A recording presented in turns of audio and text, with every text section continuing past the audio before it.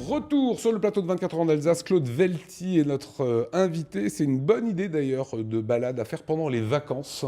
C'est d'aller au musée Electropolis à Mulhouse. Où est-ce qu'il se situe à Mulhouse, le musée Electropolis ? Le musée partage ce parking avec le musée du chemin de fer, avec la Cité du Train. D'accord. Donc c'est très facile à trouver, signalé de toutes les sorties d'autoroute. Alors pourquoi était-ce si important de remanier comme ça ce musée Electropolis ? Que moi je connais, j'y suis déjà allé plusieurs fois. Bien sûr. Eh bien, quand on est sur un thème comme l'électricité, on est très vite rattrapé par l'actualité.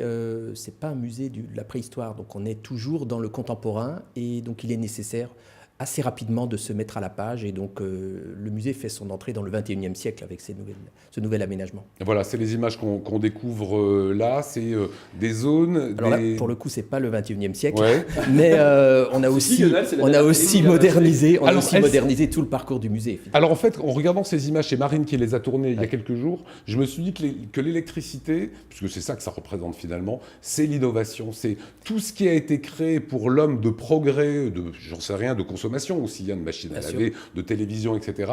C'est l'électricité qui a créé ça. Oui, c'est un musée d'innovation. Mais ça, c'est encore plus net dans la dernière partie, puisqu'on est en plein dans des innovations numériques, voilà, c'est ce qu'on voit là des grands changements.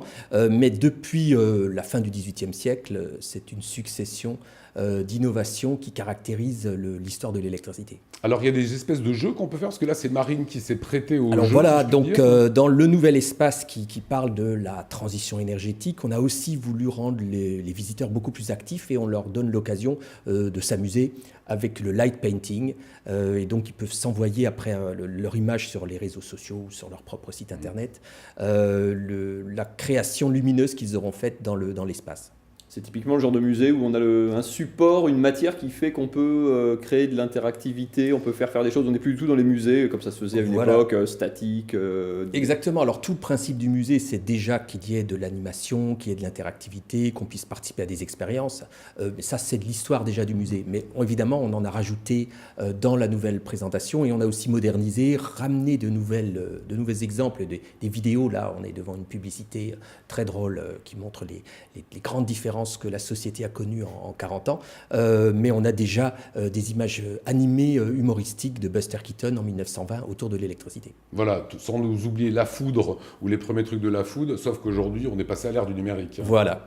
C'était une demande des gens de se dire attention, l'électricité aujourd'hui, c'est les téléphones, c'est... Alors oui, l'électricité c'était longtemps une merveille. En 1900, c'était la fée électricité. Puis dans les années 1980, elle a disparu et on ne se rendait plus compte de l'électricité seulement quand on avait une panne. Et je pense que c'est un peu le cas dans votre studio où tout est électrique. Mais le jour où vous n'en aurez plus, vous le verrez passer. Mais il est drôle d'ailleurs, Claude Velti, parce que quand il est arrivé ici dans le studio avec ses pieds, on s'est tous regardés et il n'a fait que ça, de regarder effectivement tout l'éclairage qu'il y a forcément sur un plateau télé. Qui est quand même une belle installation utilisant toutes les technologies d'électricité. Mais aujourd'hui, l'électricité, c'est aussi le numérique. Et puis, au XXIe siècle, c'est devenu un sujet qui intéresse tout le monde parce que c'est aussi le changement climatique. Et les grands choix de notre société ont besoin que les visiteurs, que le citoyen, que l'on souhaite éclairer dans le musée, connaissent tous les enjeux des choix énergétiques et le pourquoi, le comment. C'est ce que la nouvelle exposition du musée a choisi de montrer. Alors effectivement, dans ce Big Bang numérique, il y a aussi des innovations et des créations à l'image de la Bubble, le taxi qu'on va découvrir, regarder. Ça, c'est vraiment le travail de demain. Voilà, exactement. Alors, le musée montre l'actualité, mais il montre aussi les projets d'avenir. La Seabubble, la société qui a fabriqué ce Bubble, qui est déjà en test à Paris, est à la fois un croisement entre une voiture, un taxi, entre un avion, parce qu'il est en hauteur, et entre un bateau, évidemment. Donc c'est une osmose entre plusieurs dispositifs qui permet cette innovation. Voilà, c'est mobilité propre, en plus. C'est de la mobilité propre, et il peut se recharger également sur des panneaux photovoltaïques à quai, lors des moments où il est en attente de son... Alors regardez comme elle sort de l'eau, c'est tout à fait étonnant.